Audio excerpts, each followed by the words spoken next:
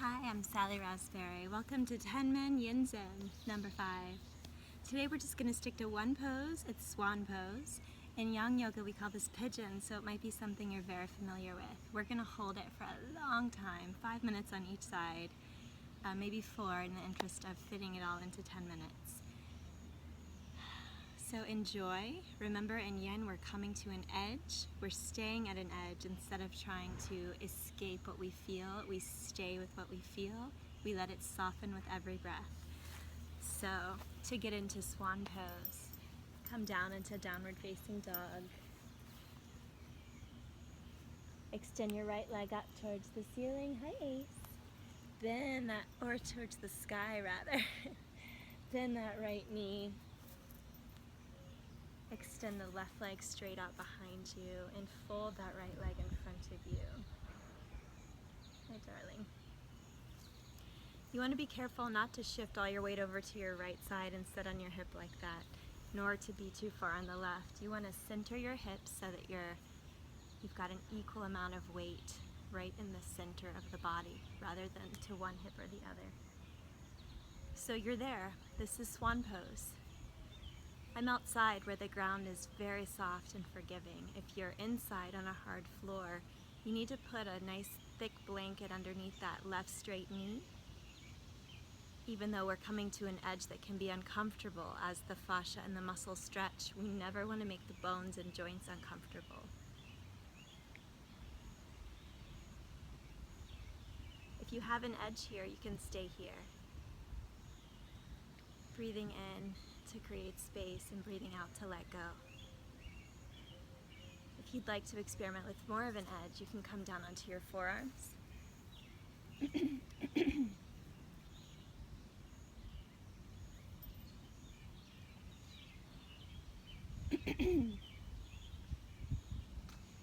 And you might even be able to take it even further into sleeping swan, where your belly comes to the floor. Your forehead can rest on a book, blocks your hands, or maybe your head comes all the way to the floor.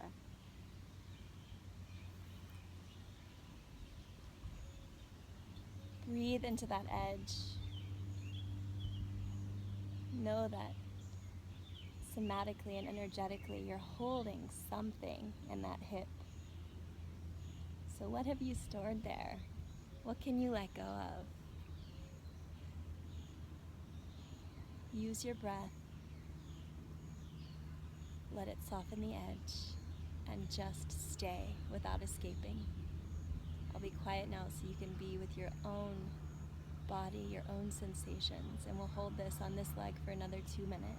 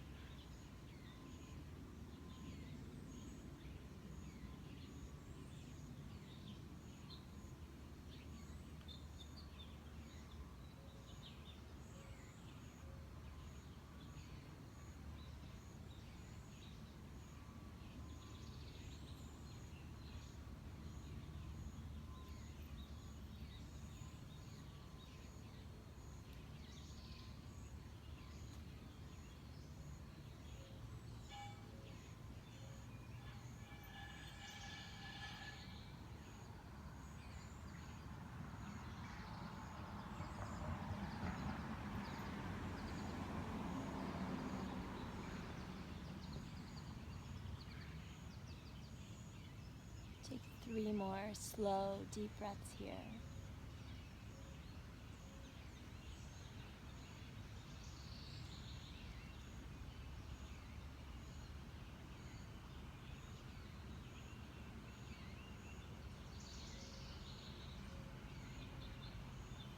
And after your 3rd breath, begin to push the ground away with your hands. bring that left leg in.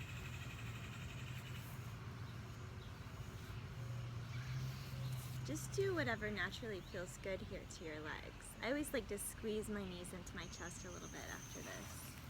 Maybe stretch my legs out into caterpillar and bend forward.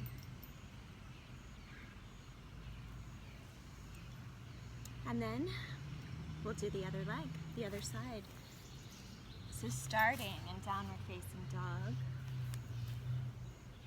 This time we'll extend the left leg up to the sky or the ceiling. Bend that right leg and bring it down in front of you as you straighten and extend the right leg.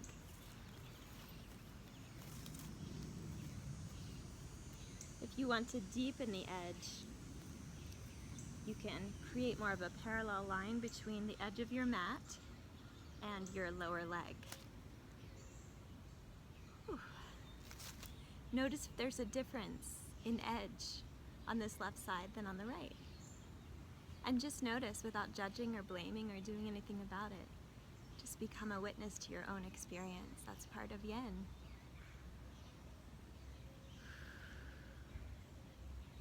As we begin to cultivate more of that witness, that noticing, we also start to tune more into our intuition.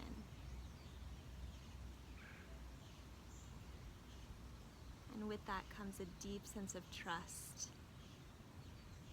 Trust that we know what to do. Trust that we're a part of something much bigger.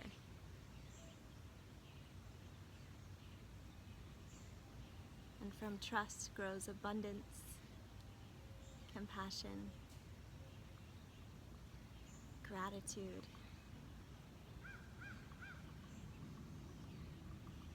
and many more beautiful qualities of love, love-based living versus fear-based living.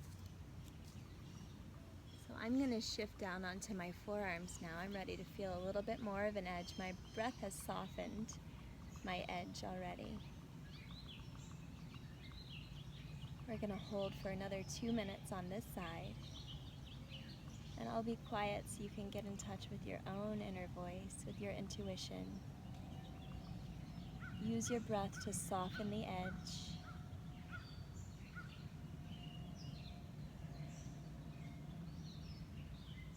And melt that fascia, the connective tissue.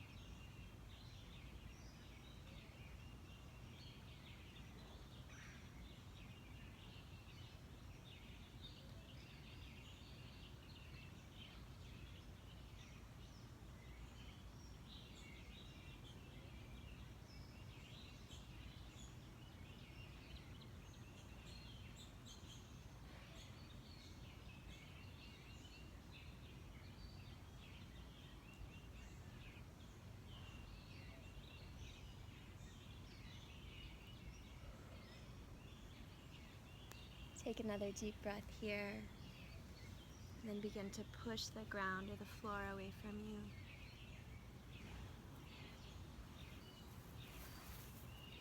Bring the knees together, hug them, do whatever feels nice and natural and lovely for you. And that concludes our 5th day of the practice.